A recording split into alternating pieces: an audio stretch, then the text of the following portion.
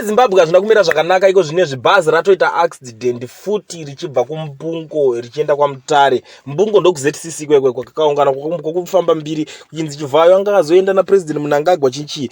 Panapa tikusangana nenyaya iyi, another ZCC accident in Zimbabwe. It was coming from Nyika ZCC Mbungo going to Mutare. The driver tried to avoid head on with a truck ndobva rarara. No death, only injuries. Unknown operator location between Beshnaf Bridge and Nyanyadzi.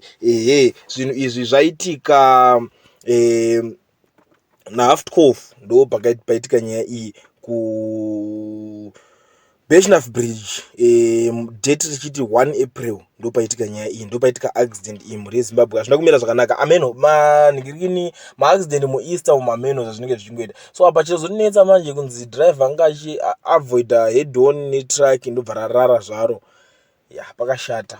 Panogona kunge pachifambiwa ipapa because bhazi is not easy ngoti bhazi riri mukevheri munongonzi bhazi avoid head on nenhingirikini bva rabuda raita sei rabuda murodhi rarara hawo. Unoona akana kuti wofuti madrivers kunenge kwakungopuwa basa vapfana kana vemutoriro vedombo vanenge vakastika wewe.